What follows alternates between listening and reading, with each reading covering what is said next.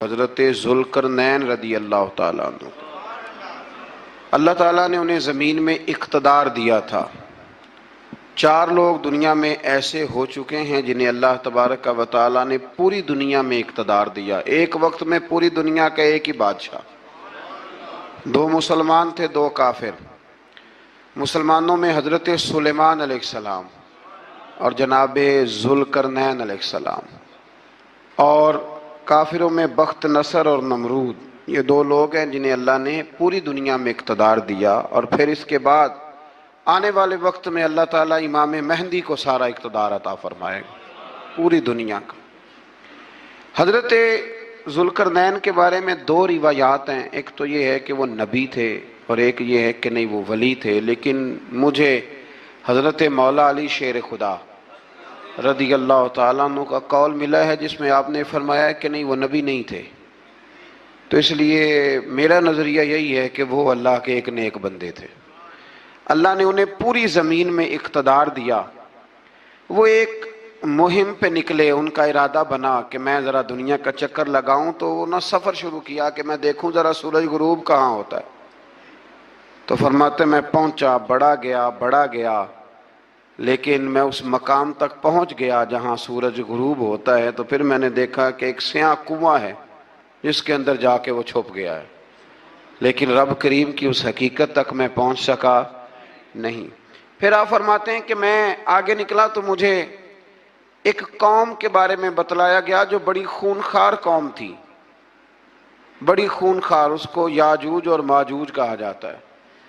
یہ قوم اتنی خونخوار تھی کہ یہ درندوں کو بھی کھا جایا کرتے تھے، اتنے لمبے چوڑے ان کے قد تھے، اتنے زیادہ طاقتور تھے کہ سانپ اور بچھو بھی کھا جاتے تھے۔ یہ نکلا کرتے تھے سبزے کے دنوں میں تو ساری کھیتیاں اجاڑ جاتے تھے، ہر چیز تباہ کر جاتے تھے، حتیٰ کہ انسانوں تک کو کھا جاتے تھے۔ تو حضرت ذوالقرنین جب وہاں پہنچے، اللہ تبارک و تعالیٰ نے انہیں ان مظلوم لوگوں کا مددگار بنایا جن پر یاجوج اور ماجوج کی قوم ظلم کرتی تھی۔ انہوں نے آپ سے کہا کہ حضور مہربانی فرمائیں، اس قوم سے تو ہماری جان چھڑائیں۔ آپ نے فرمایا تم میری مدد کرو۔ انہوں نے کہا حضور کس طرح؟ فرمایا بس جسمانی طور پر میری مدد کرو۔ تو آپ نے پھر وہاں ایک دیوار بنائی، ایک دیوار، لوہا کاٹ کر، سیسا پگھلا کر، پتھر ڈال کر ایک بڑی موٹی تازی دیوار بنائی، اور اتنی اونچی بنائی، اور پھر اس کے چاروں جانب آگ جلائی تاکہ وہ لوہا اس طرح پگھل جائے کہ وہ دیواروں کے ساتھ چپک جائے، تاکہ کوئی آدمی پیر رکھنا چاہے تو پیر رکھ کے اس پہ چڑھ نہ سکے۔ آپ نے وہ دیوار بنائی۔ اب اس قوم کا حال یہ ہوا کہ وہ اس کے اندر قید ہیں، وہ صبح جب اٹھتے ہیں تو اس کو توڑنا شروع کرتے ہیں، توڑتے رہتے ہیں، تو جب شام ہوتی ہے تو ان میں سے ہر روز ایک شخص کہتا ہے اتنی رہنے دو، باقی کل کریں گے۔ لیکن جب وہ سویرے اٹھتے ہیں تو اللہ تعالیٰ اس دیوار کو پھر سے مضبوط فرما دیتا ہے۔ نبی کریم علیہ السلام نے فرمایا قرب قیامت میں ایک وقت آئے گا، قیامت کے قریب جا کے ایک ٹائم ایسا آئے گا کہ اس مخلوق میں سے ہی ایک شخص پکارے گا اور پکار کے کہے گا کہ اب سو جاؤ انشاءاللہ۔ اللہ ان کی زبان پہ جاری کہے گا اب سو جاؤ اور سویرے انشاءاللہ یہیں سے شروع کریں گے۔ تو فرمایا وہ چونکہ انشاءاللہ کہیں گے تو پھر اللہ تبارک و تعالی اگلے دن اس دیوار کو وہیں پہ رکھے گا جہاں رات کو انہوں نے اسے چھوڑا تھا۔ اگلے دن وہ توڑیں گے تو دیوار ساری ٹوٹ جائے گی، اور پھر اللہ تبارک و تعالی کا فضل ہوگا تو مسلمان کی طرف وہ بڑھیں گے، وہ قتل و غارت کریں گے، پھر سے وہی درندگی کریں گے۔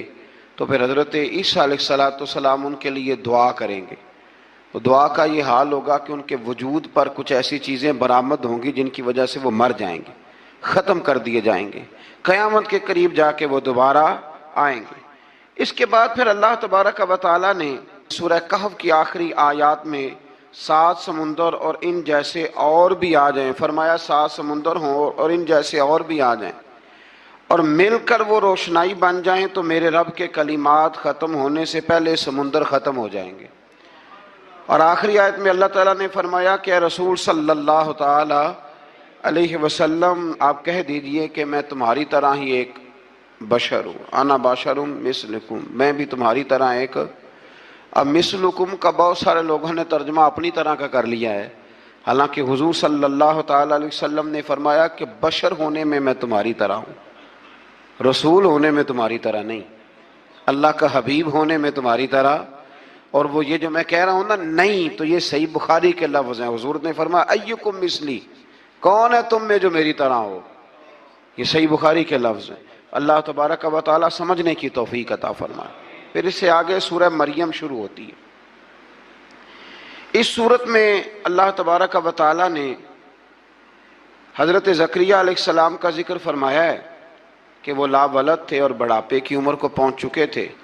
انہوں نے اللہ تعالیٰ سے اولاد کی دعا کی جو ان کا اور آل یعقوب کا وارث ہو، تو اللہ تعالیٰ نے انہیں بیٹے کی بشارت عطا فرمائی جس کا نام انہوں نے یحییٰ رکھا، بلکہ یہ نام انہوں نے پہلے سے رکھ لیا تھا، یہ یحییٰ نام انہوں نے پہلے سے رکھ لیا تھا۔ مجھے اب لوگ کس سینس میں مسئلہ پوچھتے ہیں یہ نہیں مجھے پتا، لیکن مجھ سے ایک دوست نے کچھ دن پہلے پوچھا کہ پیدائش سے پہلے بچے کا نام رکھنا جائز ہے، تو میں نے انہیں کہا کہ ہاں، آپ سورہ مریم پڑھیں گے تو آپ کو اندازہ ہوگا کہ حضرت زکریہ نے بیٹے کا نام پہلے ہی رکھ دیا تھا، کیونکہ انہیں یقین کامل تھا کہ رب کریم مجھے بیٹا ہی عطا فرمائے گا۔ تو حضرت یحییٰ علیہ السلام کو اللہ تعالیٰ نے بچپن میں ہی نبوت عطا کی اور کتاب دی۔ ان کے اوصاف یہ بیان کیے کہ وہ پاکیزہ اور متقی تھے، ماں باپ کے ساتھ نیکی کرنے والے تھے اور سرکش نہیں تھے۔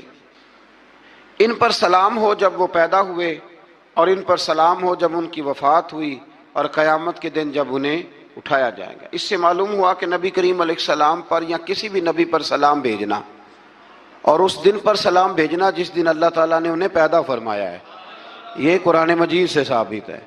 یعنی آپ یہ کہہ سکتے ہیں کہ جس سہانی گھڑی چمکا طیبہ کا چاند، اس دل افروز ساعت پہ، دل افروز ساعت پہ اللہ، تو یہ عین قرآن مجید ہے کہ جس دن وہ پیدا ہوئے اس دن ان پر سلام۔ اللہ تعالیٰ سمجھنے کی توفیق عطا فرمائے۔ پھر اس سے آگے چل کر حضرت مریم سلام اللہ علیہا کا ذکر ہے کہ ان کے پاس فرشتہ آیا۔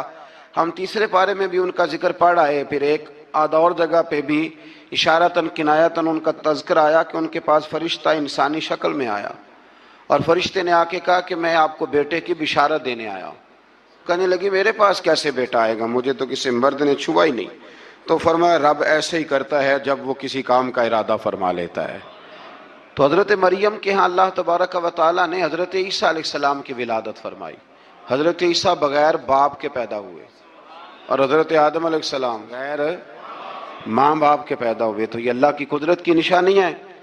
اب حضرت عیسیٰ علیہ السلام کی جب ولادت ہوئی تو یہ آپ کا معجزہ اور حضرت مریم کی کرامت سامنے آئی کہ آپ ایک خشک کھجور کے نیچے بیٹھی تو اللہ تعالیٰ نے اسے سرسبز و شاداب کر دیا، اور آپ اس کو ہلاتی تھی تو وہ کھجوریں گرتی تھی۔ بڑی پریشان تھی آپ کے قوم کے سامنے کیا منہ لے کے جاؤں گی، لوگ کیا کہیں گے۔ لوگوں کے لیے الزام لگانا، پروپیگنڈا کرنا بڑا ہی آسان کام ہے۔ دو ہی تو کام دنیا میں آسان ہے، ایک بدگمانی کرنا اور ایک غیبت کرنا، اور اتنا مزیدار کام ہے کہ آپ ساری دیہڑی کرائیں، کوئی بندہ تھکنے کو تیار، معاذ اللہ ثم معاذ اللہ، سارا دن۔ اور اگر آپ کہیں کہ اللہ کا ذکر کرو، تسبیح لے لو، صرف 500 دفعہ درود شریف پڑھ لو، تو پھر کیا بنے گا، کام یاد آ جائے گا، بہت سارے لوگوں نکل لیں گے۔